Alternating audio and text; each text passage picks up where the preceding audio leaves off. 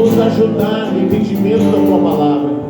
Que Teu Espírito Santo possa nos ajudar, Senhor, a compreender o Teu Evangelho, Pai. Que essa semente não seja roubada, que essa semente não seja arrancada do nosso coração, Senhor. Em nome de Jesus, ó Deus. Aleluia. Glória ao Teu nome, Jesus. Aleluia. Amém, queridos. Boa noite. Boa noite. Paz. Amém. Glória a Deus, né? Domingo passado nós chegamos aqui, a gente estava aqui tudo encarregado, né? De frio. Agora hoje, quase 30 graus. Só Jesus, né? Para ter saúde e aguentar essa variação de tempo. Mas amém. Nós vamos abrir a palavra no Evangelho de Lucas, capítulo 8, versículo 14. Fui lá dar uma espiadinha na Helena, né? Conheceu o bebezão lá da Marielle e Daniel. Aleluia. Lucas 8, 14. E nós queremos mergulhar o nosso coração nessa noite sobre o tema os cuidados da vida. Os cuidados da vida. Amém? Você encontrou aí? Vamos lá então. Se você não tem Bíblia, tem aqui no telão. Ou então chega perto aí de um crente que ele deve ter uma Bíblia, deve você ler com ele. Amém? A que caiu entre espinhos são os que ouviram e no decorrer dos dias foram sufocados com os cuidados, riquezas e deleites da vida. Os seus frutos não chegam a amadurecer. Amém? Nessa parábola, o Senhor Jesus, ele conta a parábola do semeador. E na parábola do semeador, ele vai relatar 4 tipos de solos, 4 tipos de corações, 4 maneiras como as pessoas elas respondem ou não ao Evangelho. 3 delas relatam impedimentos, relatam dificuldade para entender o reino, para mergulhar no reino, para mergulhar no Evangelho. Numa dessas, que a gente não vai falar das outras, porque eu já tenho fama de falar demais, né? Já prego 1 hora, se eu vou falar de 4, daí não vai dar certo, né? Mas vamos lá. Então nós vamos falar nessa noite sobre os cuidados da vida. Jesus apresenta nesse trecho da parábola, ele fala sobre a semente que cai entre os espinhos. Se a gente encontrar lá no verso 7, se você quiser encontrar aí para nós aí, 8, 7. Outra caiu no meio dos espinhos, com ela cresceram os espinhos e sufocaram-na, junto com a semente que é a palavra, que é o Evangelho. Junto com a semente do Evangelho cresceram espinhos, e os espinhos sufocaram de maneira que não pôde gerar, que não pôde crescer, não pôde amadurecer. Então no verso 14 Jesus explica o que são esses espinhos, o que significam esses espinhos. E ele então diz assim, os espinhos, ele cita algumas coisas, mas o principal seria os cuidados da vida. Os cuidados da vida. Sabe que os cuidados da vida, a palavra chama também de os cuidados deste mundo. Você quer ver? Mateus capítulo 4, 18, por favor. Mateus 4, 18. Se você... Mateus 4, 18. O mesmo texto agora, a mesma passagem, a mesma parábola, Mateus vai dizer o seguinte, 4, 18 e 19. Andando ao longo... É Marcos, perdão. Falei Mateus, né? É Marcos. Tudo com M, né? Mas... Marcos 4, 18 e 19. Diz assim, os outros, os semeados entre os espinhos, são os que ouvem a palavra. E os cuidados do mundo. Veja que agora não fala os cuidados da vida. Ele fala os cuidados do mundo. A sedução das riquezas e a cobiça de outras coisas entrando, abafam a palavra e ela fica infrutífera. Ou seja, essa palavra deveria crescer, deveria amadurecer para poder gerar frutos, como acontece com algo que você planta na terra. Quando você planta uma árvore frutífera, mesmo uma flor, ela vai frutificar, ela vai dar o seu fruto. E então Jesus usa esse termo para explicar a importância de que essa palavra de Deus, ela tenha lugar na nossa vida, ela tenha espaço na nossa vida.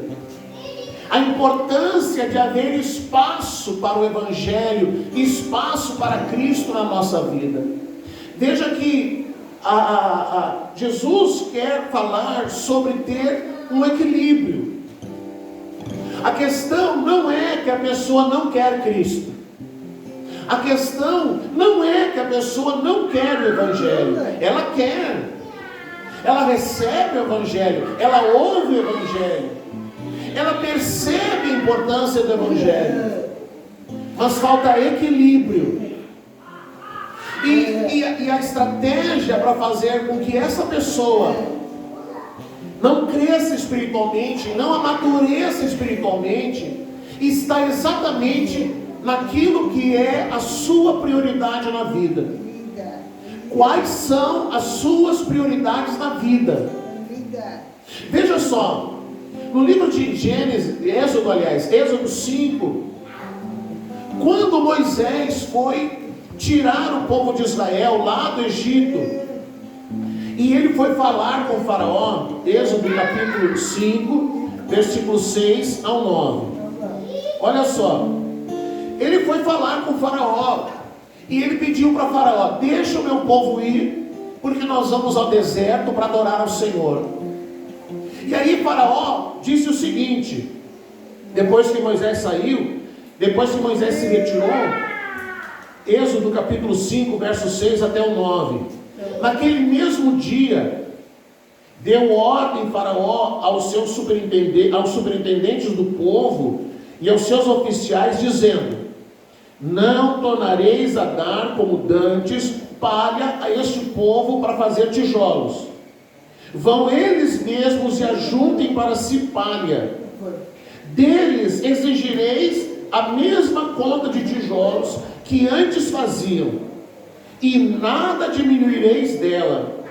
Eles estão ociosos, por isso clamam dizendo: vamos e ofereçamos sacrifícios a nosso Deus. Agrave-se-lhes o trabalho, para que neles se ocupem, e não deem eles ouvidos a palavras mentirosas. Qual é a estratégia de faraó? Eles querem adorar ao Senhor, eles querem ir sacrificar ao Senhor, eles querem ter tempo para adorar ao Senhor.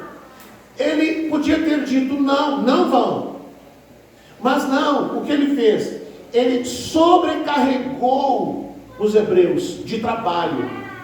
Ele sobrecarregou aquele povo, porque qual era a função deles? Era fabricar tijolos para construir cidades. Mas a palha era lhes entregue. Então eles pegavam a palha, juntavam com o barro e construíam, fabricavam os tijolos. Então o que diz o faraó? Não deem palha para eles. Eles vão buscar a palha, eles vão colher a palha, eles vão recolher a palha, e eles vão continuar fabricando a mesma quantidade de tijolos. Não deve ser diminuída a quantidade de tijolos. Deixe que eles fabriquem os tijolos do mesmo jeito. Para quê? Para que eles agora, eles querem adorar o Senhor, eles querem buscar ao Senhor, eles querem sacrificar ao Senhor. Deem trabalho para eles, para que eles se ocupem de tal forma, de tal maneira, que não tenham tempo para adorar o Senhor. Você entendeu? Eu acho que eu podia parar por aqui, né? Quem entendeu, entendeu. Não, ele não disse não vai adorar, mas ele disse assim: vamos sobrecarregados de trabalho, para que, estando sobrecarregados de trabalho, eles estejam tão cansados que não haja desejo de adorar ao Senhor, que não haja motivação para adorar ao Senhor. Essa estratégia foi a estratégia de Faraó lá no Egito. Jesus vem depois e ele explica a mesma coisa. Ele diz assim, a pessoa quer, ele ouve a palavra. O que nós lemos ali em Marcos? Ele ouve a palavra, ele quer a palavra, ele deseja a palavra, mas ao mesmo tempo que a pessoa quer a Cristo, ao mesmo tempo que a pessoa quer o Evangelho, ao mesmo tempo que a pessoa precisa do Evangelho para crescer e amadurecer, ela está envolvida com os cuidados da vida. Ela está envolvida com os cuidados da vida. Então, alguém vai dizer, tá pastor, então quer dizer que eu não posso então trabalhar, eu não posso então estudar, eu não posso então me aprimorar no meu trabalho, eu não posso então me dedicar para ter uma qualidade melhor de trabalho, para ter uma qualidade melhor de vida, para aumentar o meu salário. Claro que pode, claro que pode, desde que isso não te afaste do Senhor, desde que isso não ocupe de tal forma a tua vida, de tal forma o teu tempo, de tal forma encha a tua vida, que você, quando chegar na hora de adorar o Senhor, você vai dizer assim, poxa vida, mas eu estou tão cansado hoje, eu trabalhei tanto, eu fiz tanto, eu tive que fazer tal coisa, eu tive que isso, eu tive que aquilo, o dia no trabalho não foi bom, o dia no trabalho foi cansativo, enfim. E aí quando você chega em casa, que haveria um tempo para você ter para Deus, você vai dizer assim, mas não vai dar, hoje não vai dar, hoje não vai dar. Deus vai entender, Deus vai entender. E aí a pessoa começa a adotar na sua vida essa prática. Hoje não vai dar por causa disso. Aí chega na outra semana, não vai dar por causa disso. Aí chega na outra semana, não vai dar por causa disso. E aí quando vê, passou 2 semanas, passou 3 semanas, passou um mês inteiro, e a pessoa não teve tempo para Deus, não teve tempo para mergulhar na palavra, não teve tempo para crescer no entendimento, não teve tempo para ampliar o seu entendimento sobre o reino de Deus. Ela está estacionada, ela está parada. Mas se nós compararmos uma criança, ela nasce, qual é a forma que acontece o crescimento dessa criança? Ela cresce com vento? O que faz essa criança crescer? Está cheio de mãe aqui. O alimento, alimentar essa criança, dar a ela alimento, e ela vai amamentar, e depois vai chegar o tempo que vai acrescentando outros alimentos, a papinha. Eu me lembro quando as meninas tiveram que comer a primeira vez a papinha, faz aquelas caras de nojo, não querem só mamar. Mas para que haja um crescimento saudável, o alimento é importante. É necessário que haja alimento, é necessário que aquela criança receba alimento, é necessário que ela seja alimentada, e que esse alimento seja algo constante. Não é um dia vai dar mamar 3, 4 vezes, sei lá, a cada 3 horas, a cada 2 horas, e aí no outro dia, não, ontem mamou tudo isso, agora amanhã, não, hoje eu vou descansar, hoje deixa o peito descansar. É assim, mamãe? Não, a criança, ela quer alimento, ela precisa do alimento, e ela vai crescendo, ela vai crescendo, ela vai crescendo, nasce um pitoquinho de nada, lá 40, 50 centímetros, e daqui a um mês, você vê, já está grandona, aqui um pouco, né? Você olha aí para um adulto desse tamanho, como é que nasceu na barriga da mãe? Um monstro desse tamanho. Mas houve a importância do alimento, o alimento é importante. E a palavra de Deus, ela nos mostra, querido, que se nós quisermos crescer espiritualmente, se nós quisermos amadurecer espiritualmente, é necessário nos alimentarmos de Cristo. A palavra chega a dizer assim, é preciso que receba o alimento, o leite espiritual, para que haja crescimento, para que haja maturidade. Mas como que alguém vai adquirir maturidade em Cristo? Como que alguém vai adquirir maturidade espiritual se essa pessoa resolve se alimentar uma vez na semana? Faz isso com o Inácio, dá para ele só no domingo a comida, para ver. No meio da noite, toca horror em casa. Faz assim com a Helena, Mário. Não, só no domingo, para ver. Não, isso não existe. Mas alguém entende que consegue se manter firme em Cristo, que consegue se sustentar em Cristo, que consegue permanecer firme em Cristo, se alimentando só uma vez na semana. Uma vez na semana se dedicar à palavra, uma vez na semana se dedicar a Cristo. Esse crescimento, ele vai ser problemático. Esse crescimento vai gerar uma anomalia. Esse crescimento vai gerar algo que a palavra mesmo diz: o fruto vai ser fraco, o fruto não terá consistência, se conseguir frutificar. Você está entendendo? Mas o que disse Faraó? Deem trabalho, coloquem mais trabalho sobre eles, para que eles, trabalhando, percam a vontade de ir adorar ao Senhor. A palavra fala que a gente precisa ter muito cuidado com as distrações. E os cuidados da vida, eles são um tipo de distração que parece muito inofensivo, porque afinal de contas, eu estou trabalhando para o sustento da minha casa. Afinal de contas, eu estou estudando para que eu possa ter uma melhor qualidade de vida. Afinal de contas, eu estou fazendo assim, eu estou envolvido com isso, porque é algo bom. Eu não estou envolvido com coisas espirituais. Você consegue entender? É algo inofensivo. O que tem? Hoje tem culto, mas o que tem se eu resolvo ir na academia justamente no dia que tem culto? Não tem problema nenhum. Qual é o problema se no dia que eu deveria estar cultuando ao Senhor, eu resolvo, naquele dia, toda semana, é o dia que eu resolvo eleger para ir tomar chimarrão na casa de alguém? Não há problema. Eu devo priorizar minha família? Claro que eu devo. Mas então toda semana eu vou priorizar a minha família no dia de cultuar. Você consegue entender? Toda semana eu resolvo fazer a social no dia de cultuar. Toda semana, no dia que eu deveria estar mergulhado na palavra, eu resolvo ir conhecer um novo restaurante, resolvo conhecer uma nova lanchonete, resolvo passear a cidade, ver como está a iluminação noturna, naquele dia.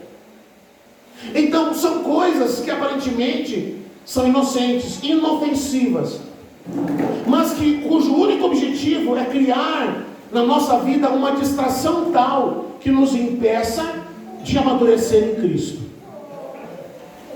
Gerar uma distração tamanha na nossa vida, a ponto que a gente chegue no final do dia e talvez aí o Espírito Santo vem e a gente diz assim: mas também, né?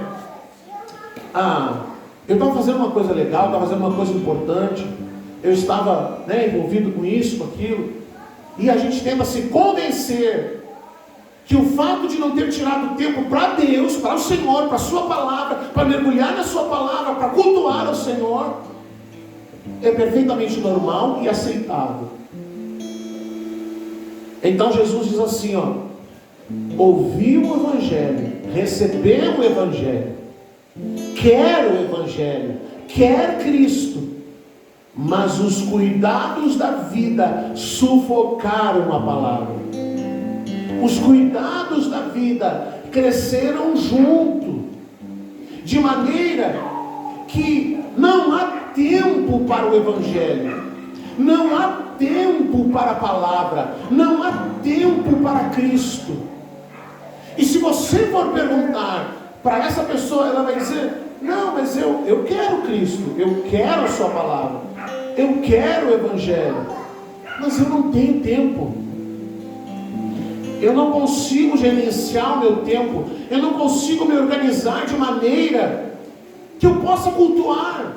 Eu não consigo me organizar de uma maneira que eu possa estar lá no dia que eu estudo. Eu vejo lá os comentários, mas eu não tenho tempo.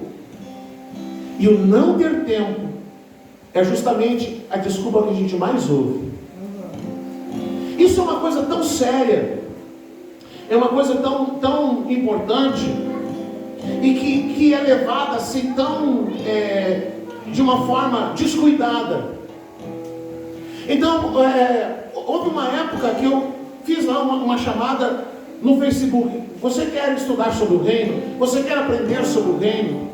Eu vou organizar um grupo e eu vou enviar livros, eu vou enviar mensagens, eu vou indicar material para você ler. E aí 200 pessoas, rapidamente, deram o seu nome, deram o telefone. Organizei aquele grupo e fiz isso com muita dedicação. E aí eu mandava cada 2 dias, enviava material, enviava mensagem, enviava livros. enviava estudos, para alguns enviava até o slide pronto, com estudos sobre temas profundos do reino. E aí quando passou os 3 meses, eu mandei de novo para esse grupo perguntando: eu gostaria que vocês me dessem um retorno sobre como vocês estão ouvindo as mensagens, vocês estão lendo os livros, vocês estão estudando o material que eu enviei para vocês, enfim, vocês têm tido tempo para estudar a palavra. Dos 200, 190 não responderam, nem responderam.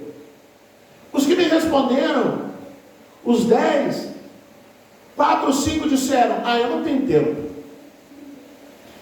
Eu assisti uma mensagem, eu vi que era muito demorada, muito longa, eu dormi. Não gosto de ouvir mensagem longa. E 1 ou 2 disseram: eu li os livros, eu ouvi as mensagens. E aí perguntaram: bom que o senhor perguntou, eu queria saber o que é esse negócio lá que o senhor falou. De 190, 4 ou 5 realmente tiveram tempo para ir em casa, numa hora que quisessem, no momento que quisessem, pegar o material, estudar, ler a palavra, conferir as referências dos livros, do material que foi dado. Apenas 4 ou 5. Apenas 4 ou 5. Os outros não queriam? Queriam. Mas os cuidados da vida impedem que qualquer pessoa consiga se dedicar ao Evangelho do Reino. Por que há esse problema? Porque nós não podemos, irmãos, comparar o reino de Deus com a vida na religião. Entenda isso aqui, nós não podemos comparar o nosso comprometimento no reino, em como nos comprometemos no reino, com a maneira como nos comprometíamos na religião. Nós pastoreamos em Santa Catarina, numa cidade. Lá naquela cidade tinha a maior igreja luterana da América Latina. 2.000 lugares, um lindo templo. 2.000 lugares. Aí fui lá conhecer, o pessoal me levou lá para conhecer, acho que a pastora foi também, né? Foi, lembra? Aí fomos lá conhecer, muito lindo, lindo demais. Muito luxo, madeira, bonita, os bancos, lindo. E aí eu perguntei: como é que acontece aqui? Está sempre cheio? Não, pastor. Aqui só enche no culto de Páscoa e no culto de Natal, 2 vezes no ano, a maior igreja da América Latina. Só 2 vezes no ano. Ou quando acontece a confirmação. Não sei nem se você sabe o que é a confirmação. A confirmação da igreja luterana é algo semelhante à primeira comunhão dos católicos. Então os adolescentes fazem os votos de dedicação e tal, e aí enche a igreja. Então no ano inteiro, 3 vezes no ano. 3 vezes no ano. E essas pessoas, a grande maioria das pessoas que foram se convertendo no tempo em que a gente esteve lá, eles vinham da origem luterana. Então qual era o pensamento deles? Bom, se lá, naquele tempo, lá na igreja luterana, eu vou 3 vezes no ano, 3 vezes no ano, o pastor queria que eu vá toda semana. Não. Aí a pessoa ia uma vez, a casa 15 dias, às vezes uma vez no mês, ou então quando tinha ceia. Porque ela pensava assim, se antes eu ia 3 vezes no ano, se eu for 2 ou 3 vezes no mês, uau, já é o máximo. Você entende? Uau, o que é isso? Daí virei crente já. Se eu for mais que 3 vezes na igreja durante o mês, eu virei crente agora, não posso ir tanto assim. Então a pessoa pensava, ela tentava fazer uma comparação, como era antes e como era depois que se converteu. Agora nós chegamos no reino, e o reino, as pessoas dizem: eu tenho paixão por Cristo, eu tenho paixão por sua palavra, eu tenho paixão por adorar o Senhor. Mas essa paixão some praticamente o mês inteiro. esse amor todo por Cristo fica onde nos outros dias? Porque daí a pessoa quer comparar o reino, a dedicação do reino, a dedicação que ele rende ao Senhor no reino, com a que ele dedicava antes. Só que o reino de Deus, ele exige muito de nós. O Senhor exige muito de nós. Veja só o que diz no Evangelho de Mateus, Mateus capítulo 6. Mateus 6, 31. Olha só o que diz o Senhor. Jesus vai falar dos cuidados da vida. Mateus 6, 31 a 34. Olha o que Jesus fala.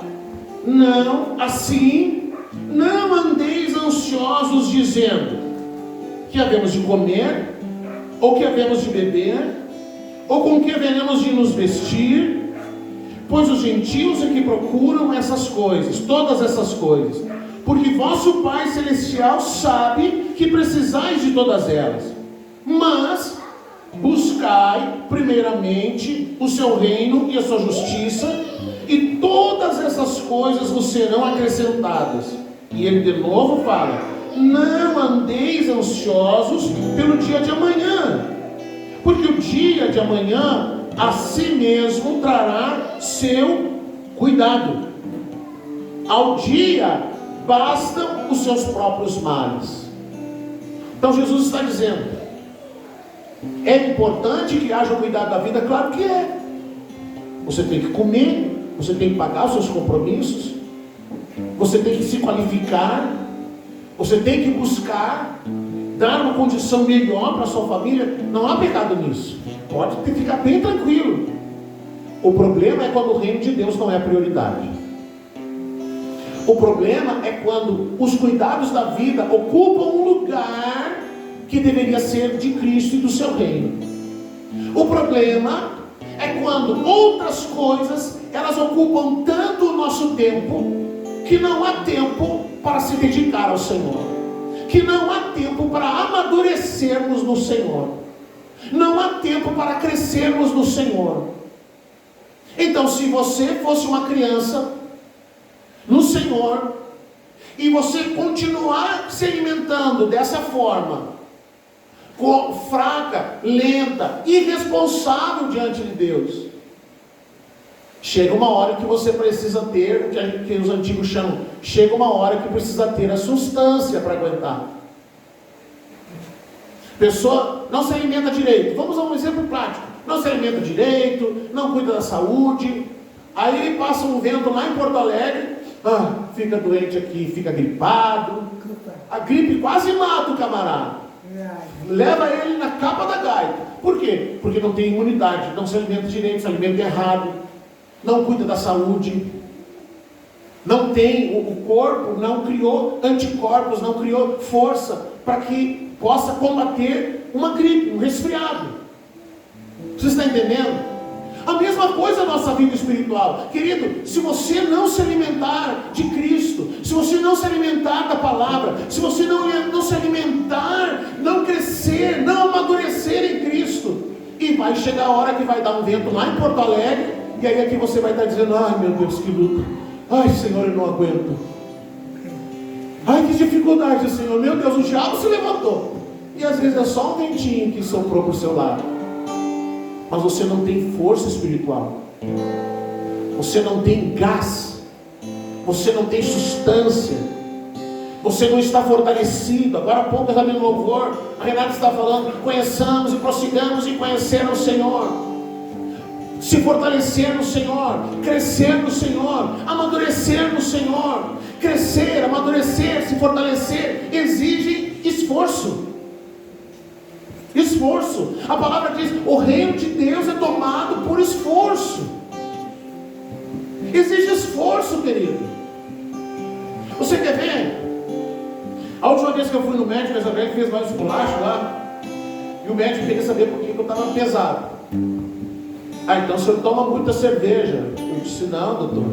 E aí antes de eu falar, a Isabel falava: não, mas não bebe, mas só toma refrigerante de vez em quando. Aí ele queria saber: tá, mas então o senhor come muita carne? E ela disse, que carne, doutor, que carne. Ela não deixava nem eu falar, parecia meu porta-voz. Que carne, doutor, aonde carne? Tá, mas então por que o senhor está gordo? Pão. Antes de eu falar, ela já dizia, pão, vai comer muito pão. Aí então eu tomei a decisão de tirar o pão, diminuir o pão. E é uma luta todo dia, né? Porque para quem gosta de comer quem gosta de comer pão? Um pãozinho, um café, um ovo frito, um feijão, pãozinho com maionese, pãozinho com margarina, pãozinho quentinho. Meu Deus, eu estou ali. Aquilo ali é uma loucura para quem gosta de pão, né? Então, eu tirei o pão, aprendi. Um dia que veio aqui o pastor me visitar, eles me ensinaram a fazer crepioca. Conhece crepioca? É feito com farinha de tapioca, bate ovo e tal, cada um faz a sua receita. E aí eu comecei a usar a crepioca. Para quem comia 4, 5, 6, 10 pãozinhos numa refeição, eu passei a comer só uma crepioca, uma só, com um ovo. E aí meu peso foi diminuindo, a barriga foi diminuindo, mais um tempinho eu vou dar aquela atleta. Mas é uma luta, Então aí o pessoal diz assim, mas pai, não vai com muita sede ao pote, porque senão vai te dar um treco. Deixa pelo menos uns 2 dias na semana para comer o pão, depois os outros tu faz só a crepioca. Então 2 dias na semana eu vou lá e me afundo no pão. Chega a dar uma agonia. Aí depois os outros dias, pãozinho fora. Às vezes eles pedem, pai, não trouxe pão. Não tem pão. Quero saber, não trago pão nem para eles. Para mim não tem que comer. Deixa eles sem pão. Não quero pão não. Mas é um esforço que eu preciso fazer por causa da minha saúde. E aí eu obrigo eles a fazer também. Se eu não fizer isso, eu não vou deixar a pastora viúva aí, tadinha, sozinha, né? Eu tenho que me cuidar, né, pastor? Deixar os filhos aí. Então eu tenho que me cuidar. Eu tenho que cuidar da minha saúde. O único problema era esse. Mas eu preciso fazer esse esforço todo dia. Todo dia. Chega na hora do café, eu fico pensando, um pãozinho. Jesus querido. Senhor, dá vontade de ir ali no pão do nacional. Meu Deus. Que os outros vêem uma farinha assim por fora, né? Põe uma farinha, não gosto daquilo lá. Mas o pão do nacional, o pão do Peruso, eu amo. Mas não, vamos lá na crepioca. Vamos na crepioca. Até já sei onde tem o melhor pão. E assim, eu faço esse esforço.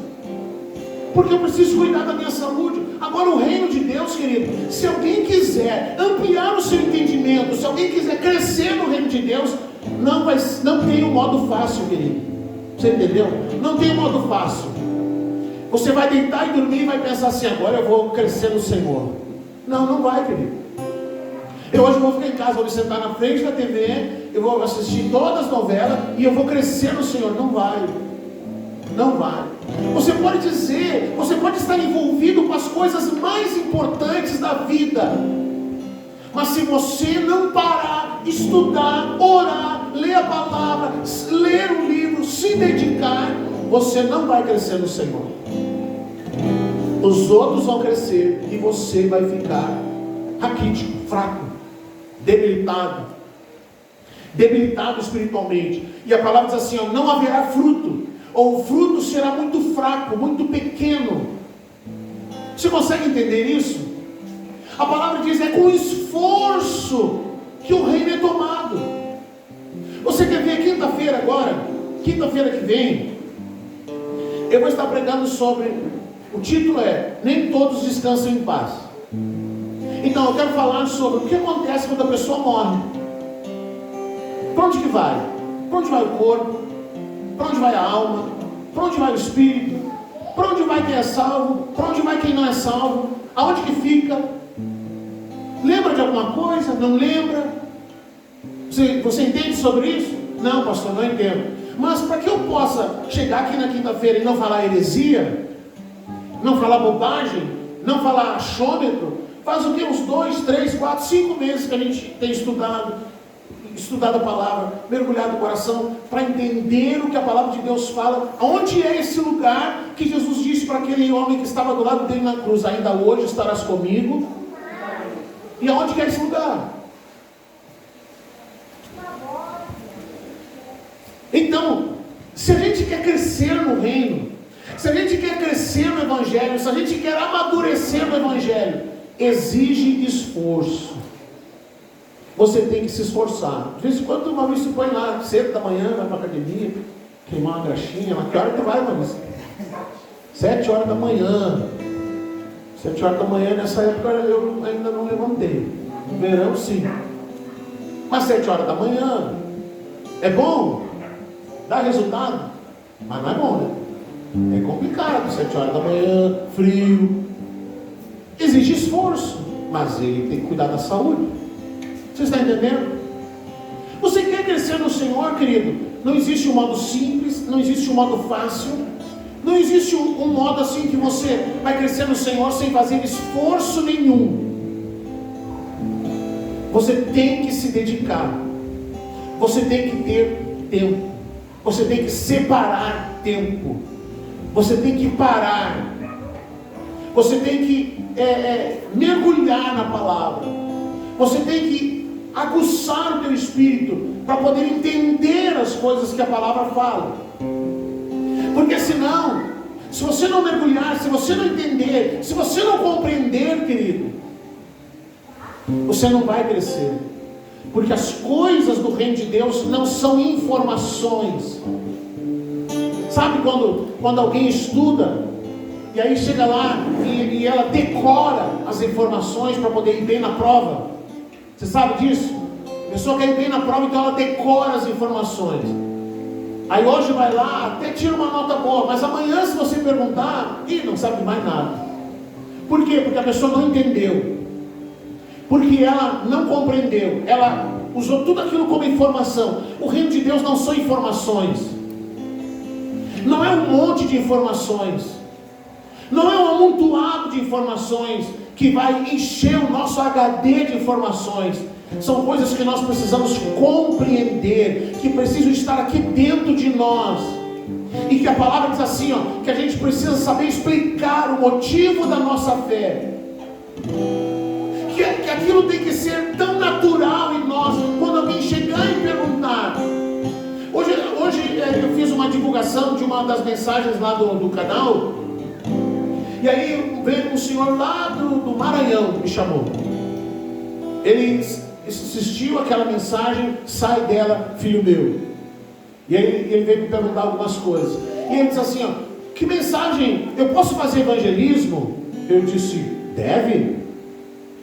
O senhor acha que eu posso ir no evangelismo e pregar sobre Apocalipse, não sei o quê? Ele disse um texto lá. Eu disse assim, não. Por que não? Isso porque evangelismo não é um lugar para discutir doutrina, não é um lugar para ficar querendo falava sobre dar testemunho, sobre como que você vai pregar para alguém que nem sequer conhece a Cristo, ou que está desviado do caminho, que ela tem que dar testemunho, se nem os que estão dentro às vezes dão.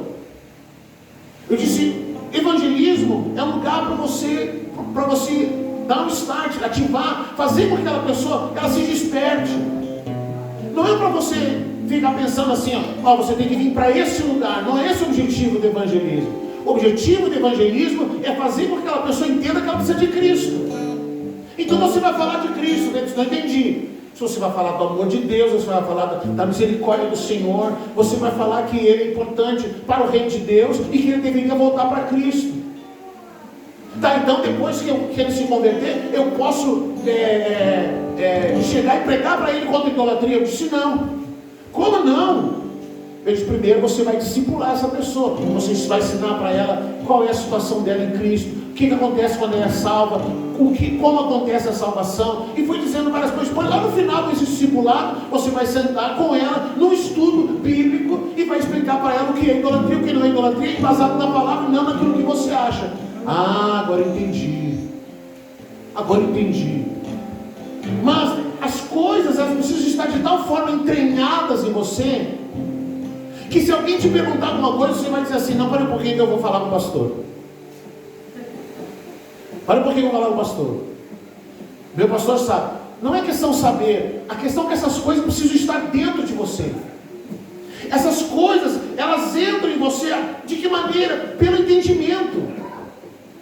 Não sei se você consegue entender a diferença do que é entendimento e o que é saber alguma coisa. Entendimento é aquilo que está aqui dentro de você, que você recebe dentro de você, para que você possa crescer no Senhor, para que você possa amadurecer no Senhor, para que você possa se enraizar no Senhor, e que esse alimento que você vai colocar para dentro do seu espírito, e que vai gerar esse crescimento capaz de te fazer frutificar no Senhor, que vai ser como um adubo, que vai ser como aquilo que vai gerar dentro de você força para poder você produzir frutos, e a palavra diz frutos dignos de arrependimento. Mas se estiver fraco, se estiver debilitado, dificilmente vai frutificar, vai ser sufocado. E por que vai sufocar? Porque os cuidados da vida tomaram o meu tempo, porque eu me ocupei com tantas coisas que são importantes, mas não são prioridade. São importantes, mas eu preciso ter tempo para o Senhor, eu preciso ter tempo para a sua palavra, eu preciso ter tempo para buscar a Deus. Ai, pastor, mas quando eu vou ouvir a mensagem me dá um sono. Levanta, está deitado? Levanta, assiste em pé. Ah, mas é que me dá fome. Pega um prato de comida e fica ouvindo. Ah, mas eu não consigo orar. Essa pessoa diz, pastor, eu não consigo orar, pastor, me dá sono. Põe uma tábua em cima do vaso do banheiro e fica lá orando. Duvido que você vai dormir. Você não vai dormir. Se você dormir, você cai dentro do vaso. Porque exige esforço. Ou eu me esforço e me dedico e busco ao Senhor e cresço e amadureço, ou então eu fico parado e os outros vão avançando, os outros vão indo embora. Você entende? Amém? Você compreende? Então, para completar, não é pecado trabalhar, estudar, não é pecado nada dessas coisas. O problema é quando o reino de Deus não é mais prioridade. Aí é problema. Quando não há tempo. Por que não há tempo? Eu estou produzindo os tijolos, eu tenho que buscar palha, eu tenho que fazer isso, eu tenho que fazer aquilo, fazer aquele outro, aquele outro. Aí no final do dia, estou tão cansado. Hoje tem um estudo lá, né? Mas eu não vou. Deus vai entender. Deus vai entender. Deus vai compreender. Mas quem estabelece a prioridade somos nós. Quem diz, não, hoje não. Fulano, preciso que tu venha aqui trabalhar, preciso que tu fique depois do horário. Eu dizia para o meu patrão, o senhor quer, eu trabalho todos os dias, mas final de semana o senhor não me chama. O senhor pode, eu fico aqui tarde da noite, mas final de semana não, sábado eu não venho nem de manhã. O senhor pode me fazer trabalhar até tarde da noite na sexta, mas sábado eu não venho. Então tá. E Deus honrava, Deus abençoava. Fulano, eu quero. Hoje eu não posso. Hoje eu tenho compromisso. Hoje eu tenho compromisso. Tenho compromisso com a minha família. Eu não preciso dizer, hoje eu vou na igreja. Eu tenho compromisso. Ninguém precisa saber do meu compromisso. Eu não posso, não vou, e deu. Agora nesse semestre, eu podia pegar as cadeiras da semana inteira. Aí eu chamei o pessoal e disse, esse dia eu quero livre, esse dia eu quero livre, não vou estudar nesses dias. Tá bom?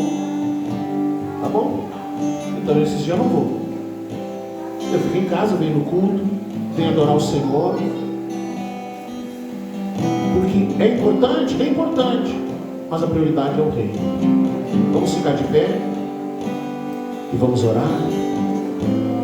Sabe, os Salmos diz assim, como a corça suspira pelas correntes das águas, a minha alma anseia por ti. É assim a tua sede pelo Senhor? É assim a tua sede pelo Senhor? É assim a tua sede pelo Senhor, como a corça suspira pelas correntes das águas? A minha alma anseia por ti.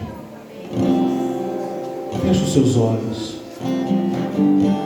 O segredo do reino,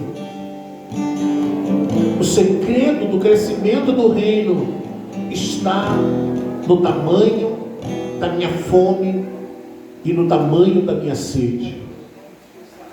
Jesus disse: quem tem sede, venha a mim e beba. Quem tem sede, venha a mim e beba. Você tem sede? Vá a Cristo e beba.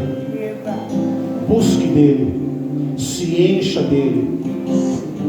Nós cantamos aqui que é importante que haja fogo no altar. Sabe, quando o Senhor estabeleceu as responsabilidades do sacerdote, a responsabilidade do sacerdote diária era de manter o fogo no altar. O altar sempre haverá fogo. Então o sacerdote que ficava lá no seu turno de adoração, ninguém dava lenha para ele.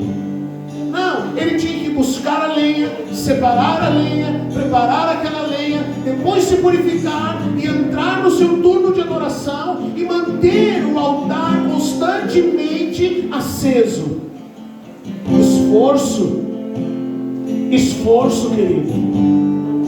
Você quer ter sede do Senhor? Você quer ter fome do Senhor? Você quer manter o altar aceso? E isso exige esforço. Coloque fogo nesse altar e não deixe que esse fogo se apague por nada. Feche os seus olhos e vamos adorar o Senhor. Aleluia. Vamos, querido. Vamos. Corra para a nuvem. Corra para o fogo. Corra para a presença. Onde estão os famintos, os sedentos? Onde estão aqueles que dizem que têm sede do Senhor? Onde estão aqueles que dizem que têm fome de Deus? Vamos, querido. Vamos.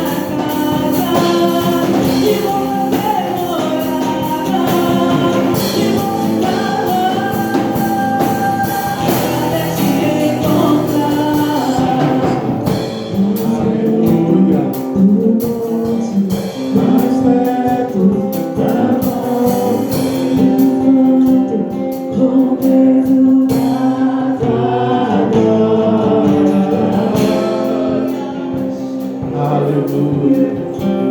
Glória ao teu nome, Jesus. Amém. Amém, querida. Aleluia. É você em Deus. É você o Senhor. É você com a sua fome. Você com o seu desejo. Você com a sua fome. Aleluia. Oh Deus. Vamos, queridos, vamos. Onde estão os famintos? Onde estão os famintos? Oh Deus.